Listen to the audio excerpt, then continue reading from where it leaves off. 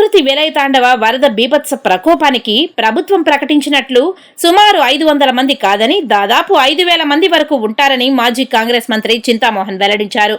Tirupati press క్లబ్లో శుక్రవారం media సమావేశంలో కాంగ్రెస్ నేతలు యార్లపల్లి గోపి, సావిత్రమ్మ తదితరులతో కలిసి చింతామోహన్ మాట్లాడుతూ సుప్రీంకోర్టులో 34 మంది జడ్జీలు ఉన్నారని, వారి వారసులే నేటికి కొనసాగుతున్నారని ఆరోపించారు. ఆ కాలంలో గాంధీ, నెహ్రూ దళితుల ఇళ్లకు వెళ్లి పాలు, నీరు, ఆహారం తీసుకుని వారి బాధలను తెలుసుకునే వారన్నారని అన్నారు.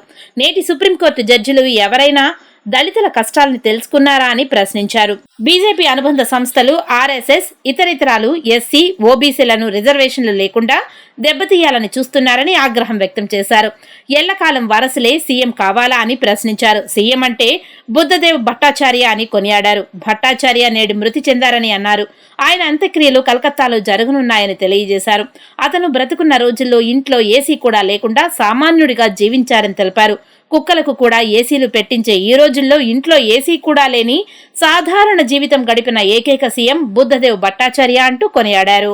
అక్కడ పక్షులు అరుస్తున్నాయి, జంతువులు అరుస్తున్నాయి, మాకు అనుమానం వేస్తుంది, ఇదేదో ప్రమాదం వస్తుంది, మేము వెళుతున్నాం అని చెప్పేసి వాళ్ళు గుడ్డలు గిన్నెలన్నీ ఎత్తుకొని వాళ్ళు బయలుదేరే ముందు అందరికీ చెప్పారు ఏదో ప్రమాదం వస్తుంది జాగ్రత్త అని చెప్తే పట్టించుకోలేదు. అక్కడ ఉన్నటువంటి వాళ్ళు మొండిగా నమ్మేశారు.